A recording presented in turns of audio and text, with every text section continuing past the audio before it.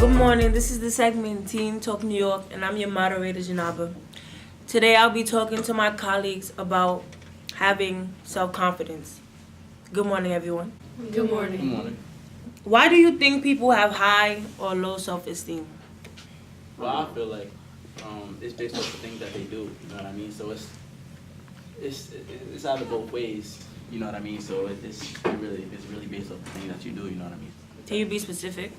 I feel like people have high or low self-confidence by how they're treated, because that results in how they would later treat themselves. And like, if someone treats you with like no respect or says stuff to you that might make it seem like you don't have confidence, then you're not gonna have any confidence. Say like posting bad pics and hate statuses.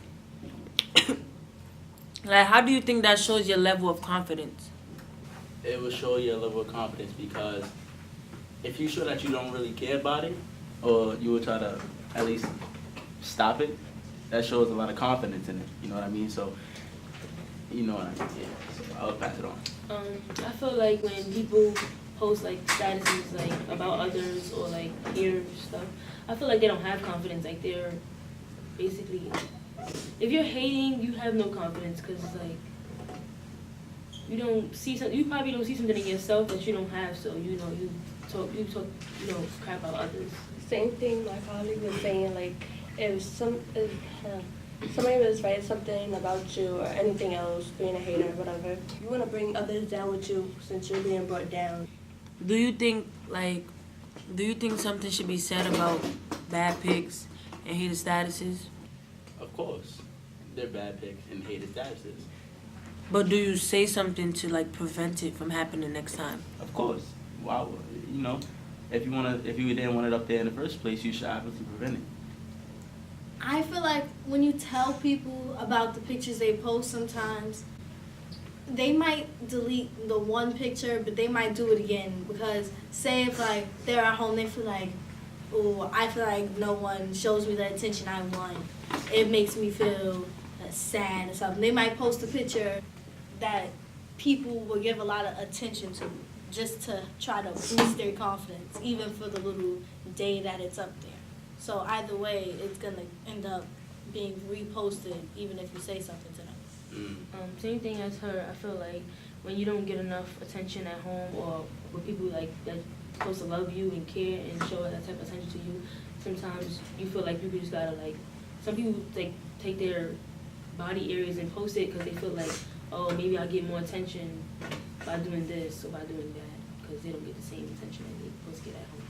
We're gonna take a quick commercial break. We'll be right back. So, April, Yeah? your charger's still using energy. That's not my charger. I don't even have a cell phone.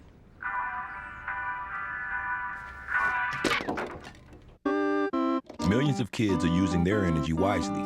What's your excuse? When you're on this team, you learn to never give up.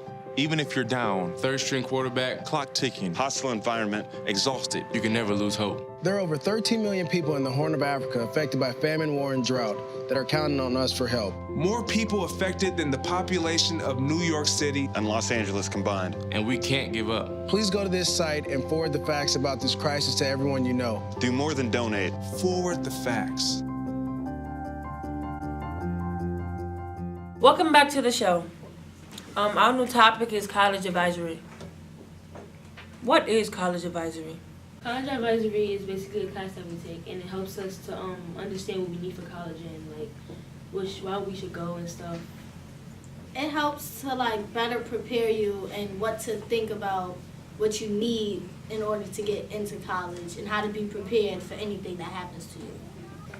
It helps us like benefit what we're gonna need later on in life and stuff like that. And we also talk about how college is and what the things we need. I would also have to add to what Maya said.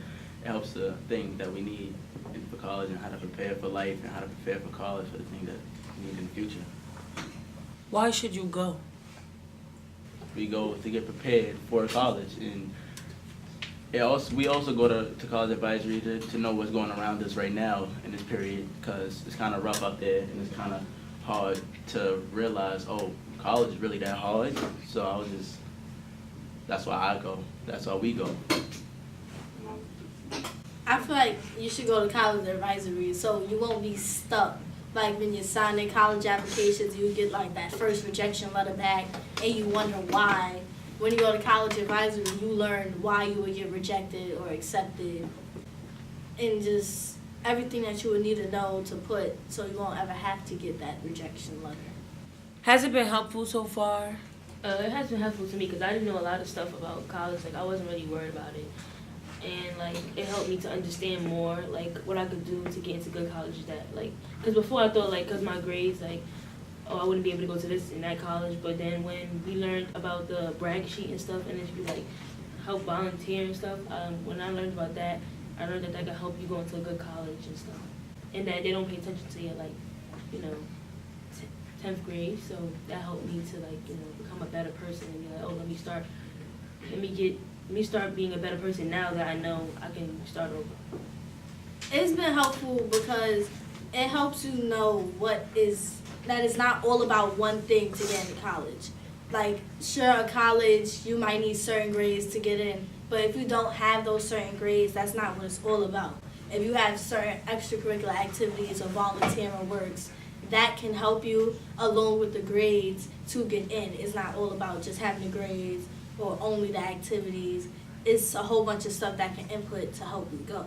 And that's what advisory has helped us learn.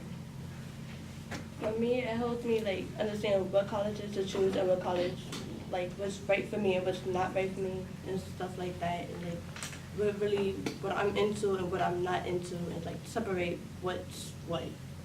I'd like to add that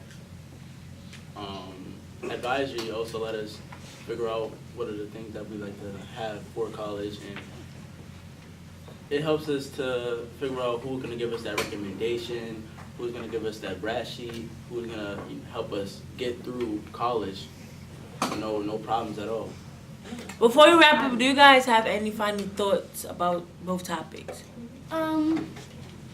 Overall, self-confidence is just how you get treated, how the people around you treat you, how you react to it, and about how you carry yourself.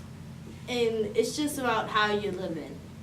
In college advisory, it's very helpful. Everybody should at least take part in it at least once in their life because it's good. For the people out there that have no confidence, I want y'all to build up, and I want y'all to have a lot of confidence because I don't want nothing to break through y'all. I don't want anything to happen, you know what I mean? Sticks and stones may break your bones, but words never hurt you, you know what I mean? So have a lot of confidence in yourself, don't be scared to just go out there and take some of the hits, you know what I mean? So I'll say the same. Just love yourself and be happy that, you're alive. You shouldn't let words bother you because if you know what you do and what you are, then don't let anybody else tell you anything different.